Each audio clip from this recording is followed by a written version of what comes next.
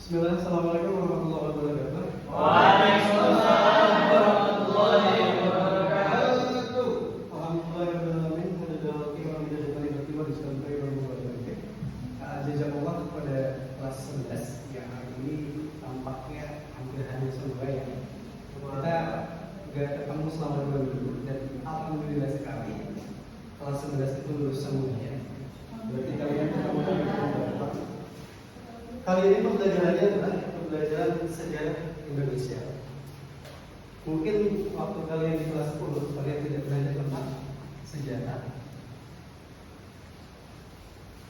Jadi kata Ibnu Battuta, sejarah itu sangat penting sekali dalam kehidupan. Bayangkan kalau sejarah tidak ada, maka tidak ada kehidupan.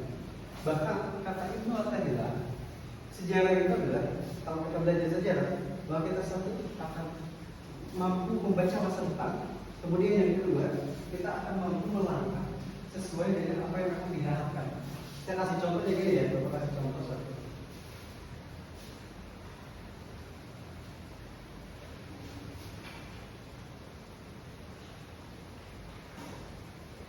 Jadi di dunia ini ada yang disebut dengan sejarah kehidupan.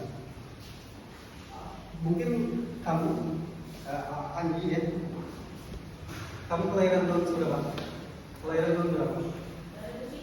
2003. Kata siapa ya? Berarti sejarah itu dikemukakan oleh pendatang atau oleh orang lain, informasi bentuknya yang dikemukakan oleh orang lain. Jadi pada dasarnya bahwa sejarah itu adalah peristiwa-peristiwa atau kejadian-kejadian atau informasi-informasi yang itu ada di masa lalu yang itu disebut dengan sejarah. Nah kemudian ada disebut juga dengan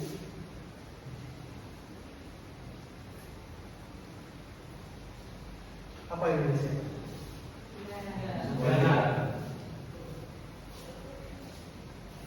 Indonesia adalah satu negara yang dimana kita tinggal hari ini. Itu satu ya, bahwa Indonesia itu mempunyai beragam bahasa, mempunyai beragam pulau, dan mempunyai beragam daerah. Jadi Indonesia adalah sesuatu geografis yang di sana terbentuk berbagai macam pulau yang itu menjadi kesatuan yang disebut dengan negara Indonesia. Nah, kalau kita cari tahu bahwa ternyata ada loh sejarah Indonesia atau sejarah negara kita. Ya kita kasih contoh tadi satu, bahwa sejarah dalam kehidupan juga ada, maka sejarah berbentuk negara juga ada. Nah apa sih sebetulnya ya pentingnya kita untuk belajar tentang sejarah itu? Selain tadi untuk kita mengetahui sejarah tentang kehidupan, kedua sejarah juga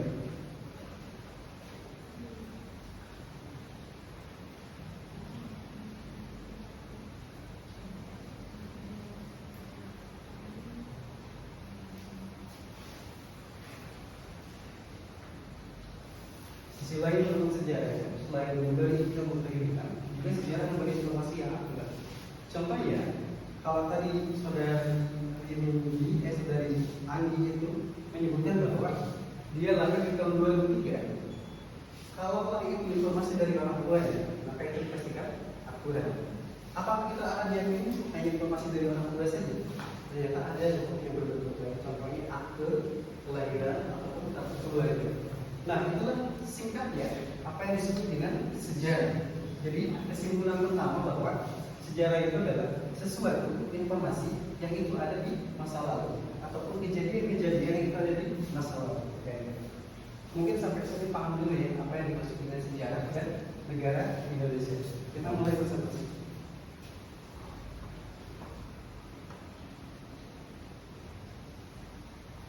Di pause dulu ya. Nah, jadi itu yang dimaksud dengan sejarah Indonesia. Artinya ilmu yang mempelajari kejadian-kejadian yang lama yang terjadi di negara kita. Nah, kemudian ada yang disebut dengan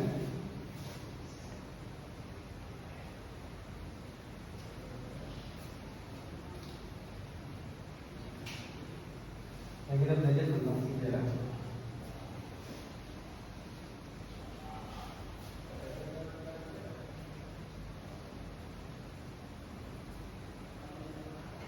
Sejarah maksudnya kolonialisme berbeda. Ada yang tahu apa yang disebut dengan kolonialisme? Belum ya? Jadi kolonialisme itu adalah paham itu bagaimana caranya supaya negara kita itu menguasai negara orang lain atau disebut dengan penjajahan. Nah, arti lainnya kolonialisme selain penjajahan, artinya lain juga kolonialisme itu bagaimana kita merebut sumber daya yang ada di negara orang lain. Contohnya kalau negara kita ingin menjajah negara yang disebut dengan Malaysia, maka negara kita disebut dengan kolonialisme. Nah, itu yang disebut dengan kolonialisme. Dulu tahun 1585 ada satu kapal yang kapal itu dinaiki oleh dua orang bersaudara yang itu asal dari orang Belanda, namanya Cornelis de Houtman.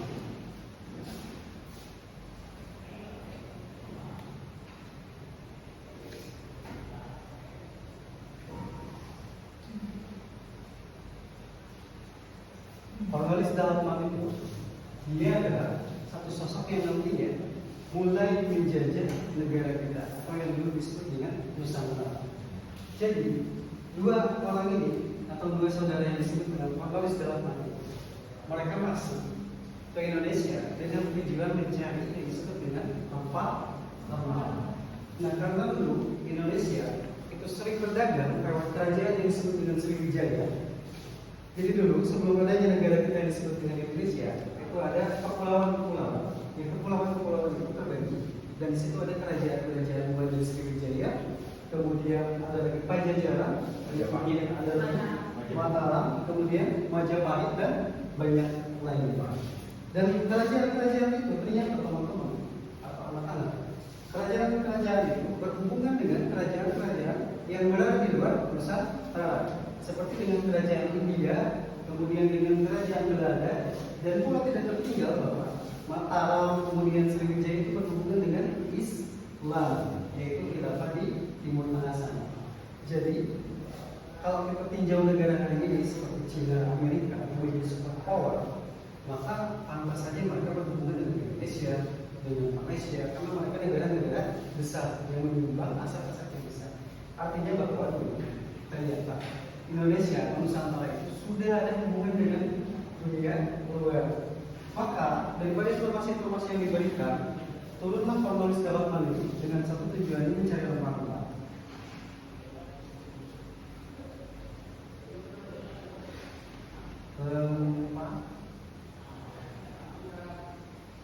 Mencari rempah-rempah. Yang nanti mencari rempah-rempah itu dijual di negara yang disebut dengan negara Belanda. Nah, teman-teman tahu bahwa dulu 1 gram emas itu berharga dengan 1 kilo pala, kayak gitu ya. Dan bahkan yang lebih ironisnya lagi dulu, karena kopi mahal lagi, 1 gramnya kopi itu dihargai itu $1,6. Jadi begitu berharganya apapun atau rempah-rempah yang ada di Indonesia. Nah, itu sejarah singkat tentang apa yang disebut kolonialisme di Indonesia. Nah, mulai dari Cornelis de Houtman ini sehingga muncullah POC nantinya, kemudian muncullah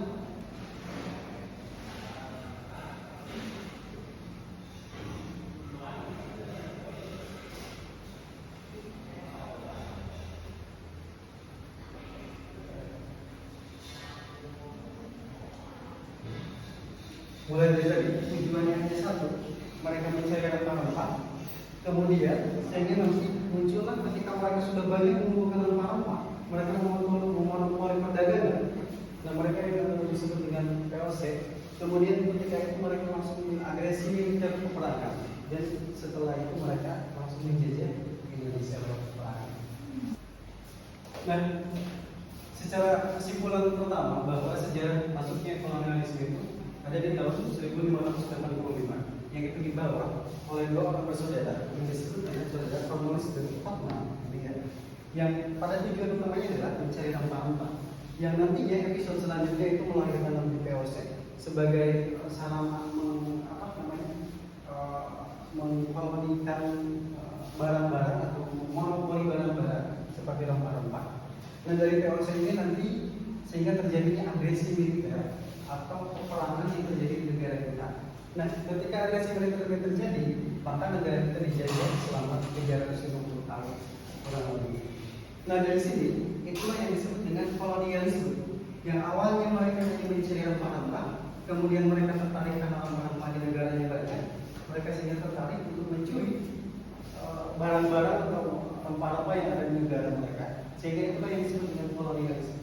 Artinya ilmu sejarah maksudnya kolonialisme itu mengajarkan kepada kita bahwa peristiwa di masa lalu itu ada di negara kita yang pernah dijajah oleh penulis Galatan dan teman-temannya, yang itu merampok apa yang disebut dengan rempah-rempah yang ada di kita. Nah inilah sejarah maksudnya kolonialisme ke Indonesia. Mungkin anak-anak dari presentasi Bapak tadi ada yang mau ditanyakan? Boleh Pak, saya ingin bertanya. Boleh, silakan. Izin bertanya Pak terkait kolonialisme ya. Apa dampak kolonialisme untuk masyarakat di zaman itu? Oke, mantap ya.